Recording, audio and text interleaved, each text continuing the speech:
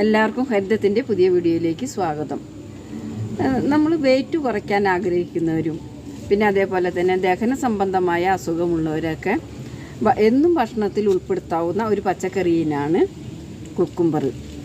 ഇത് snow white എന്ന ഇനത്തിൽപ്പെട്ടതാണ്. നമ്മുടെ അടുക്കളത്തോട്ടത്തിൽ നിർബന്ധമായും നട്ടു വളർത്തേണ്ട ഒരു പച്ചക്കറിയാണ് കുക്കുംബർ.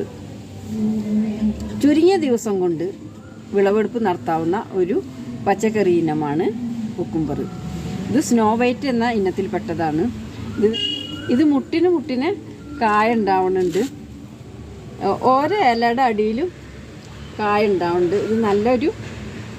ഇത് ഹൈബ്രിഡ് ഇനത്തിൽപ്പെട്ട ധാരാളം ജലാംശം ഉള്ളതിനാൽ ചർമ്മസംബന്ധമായ ചർമ്മത്തിന് നല്ല തിളക്കം കിട്ടാൻ ഇത് കഴിക്കുന്നത് നല്ലതാണ്. ഗ്രോ ബാഗിൽ നമ്മൾ കുക്കുംബർ നട്ട് വളർത്തുമ്പോൾ 1-2 കാര്യങ്ങൾ ശ്രദ്ധിക്കണം. ഈ തൈ ഞാനൊരു ചെറിയ ചെടിച്ചട്ടിയിലാണ് വളർത്തിയത്. അതുകൊണ്ട് തന്നെ ഇതിലധികം കായ്ഫലങ്ങളൊന്നുമില്ല. ഇത് ഒരെണ്ണം മാത്രം നല്ലതായിട്ട് കിട്ടി. പിന്നെ ഇവിടെയൊക്കെ ഈ മുട്ടിന് കായ്കളുണ്ട്, പക്ഷെ അതൊന്നും നല്ല വലിപ്പം വെച്ചില്ല. ചട്ടിയിൽ നമ്മൾ നട്ട് വളർത്തുമ്പോൾ ശരിക്കും ഇതിൻ്റെ വേരോട്ടം വേരുകൾ കൂടുതൽ വേരുണ്ടാവില്ല, ചിനപ്പ് പൊട്ടില്ല. അതേപോലെ തന്നെ നമുക്കിതിൽ വളം കൂടുതൽ ഇടാൻ പറ്റില്ല. അപ്പോൾ അതുകൊണ്ട് തന്നെ ഇതിൽ കായകൾ വളരെ കുറവാണ്. അപ്പോൾ നമ്മൾ നടുമ്പോൾ ശ്രദ്ധിക്കേണ്ട കാര്യം, ഒന്നെങ്കിൽ ഒരു വലിയ ഒരു ഡ്രമ്മിലോ അല്ലെങ്കിൽ വലിയൊരു ചെടിച്ചട്ടിയിൽ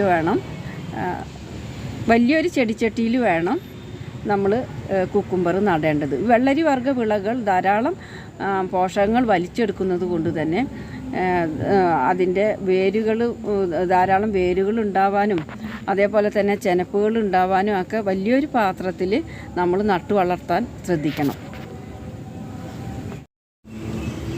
ഈ കായകൾ ചെറുതാകുമ്പോൾ തന്നെ ഇതിൽ നിറയെ മുള്ളുണ്ട് കേട്ടോ. ഈ മുള്ള് വലുതായി കഴിഞ്ഞാൽ ഇതിൻ്റെ മുള്ളൊക്കെ പൊഴിഞ്ഞു പോയിട്ട് ഇത് കണ്ട നല്ല സോഫ്റ്റാവും. ഇതിൻ്റെ ഒരു കളറ് തന്നെ ഇളം പച്ച കളറാണ്.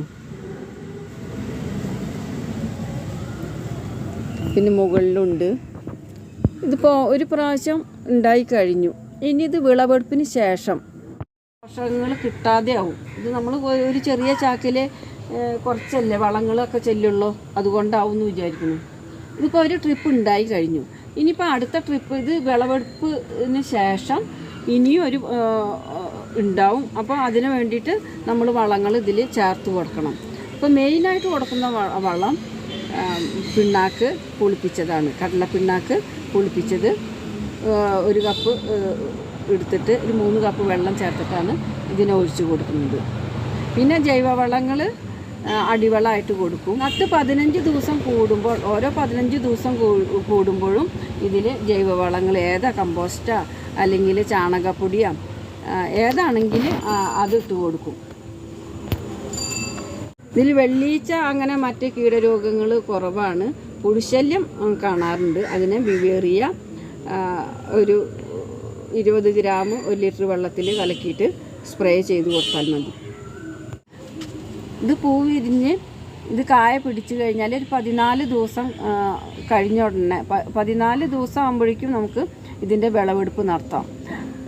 അധികം മൂക്കാൻ വെക്കരുത്. മൂക്കാൻ വെച്ചാൽ അതിൽ നിറച്ചും കുരു മൂത്ത് കഴിഞ്ഞാൽ അത് ഒരു ടേസ്റ്റ് ഇല്ല. അപ്പം ഇതാണ് ഇപ്പോൾ അതിൻ്റെ പരുവം. ഇത് ഒരെണ്ണം മുറിച്ചെടുക്കട്ടെന്ന്.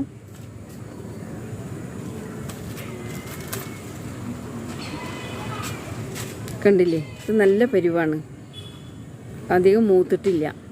പിന്നെ നമ്മൾ നനയ്ക്കുമ്പോൾ ശ്രദ്ധിക്കേണ്ട കാര്യം എന്താണെന്ന് വെച്ചാൽ 8 മണിൻ്റെ മുന്നേ ആയിട്ട് തന്നെ നമ്മൾ നനയ്ക്കണം. ഇതിൻ്റെ തടത്തിൽ എപ്പോഴും ഈർപ്പം നിലനിൽക്കണം. അല്ലെങ്കിൽ ജലാംശം ഇല്ലെങ്കിൽ ഇതിൻ്റെ വെയിലേറ്റാൽ ഇതിൻ്റെ ഇലകളൊക്കെ പെട്ടെന്ന് വാടും. ഇത് പെട്ടെന്ന് കായ്ഫലം തരുന്നത് കൊണ്ട് തന്നെ ഈ ചെടിക്ക് പെട്ടെന്ന് വലിച്ചെടുക്കാൻ പറ്റുന്ന തരത്തിലുള്ള വളങ്ങൾ കൊടുക്കണം. നല്ല അഴുകി പൊടിഞ്ഞ കമ്പോസ്റ്റ് ഇട്ട് കൊടുക്കണം. അപ്പോൾ എല്ലാവരും ഇതേപോലെ നിങ്ങളുടെ അടുക്കള തോട്ടത്തിലും കുക്കുംബർ വെച്ച് പിടിപ്പിക്കാൻ ശ്രദ്ധിക്കണം. ഇനി ഇതൊന്ന് മുറിച്ച് നോക്കിയാലോ.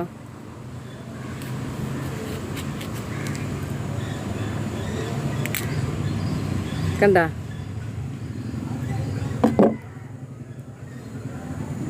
കണ്ട ഇതിൻ്റെ കുരുവൊന്നും മൂത്തിട്ടില്ല, നല്ല പരുവാണ് ഇല്ലേ.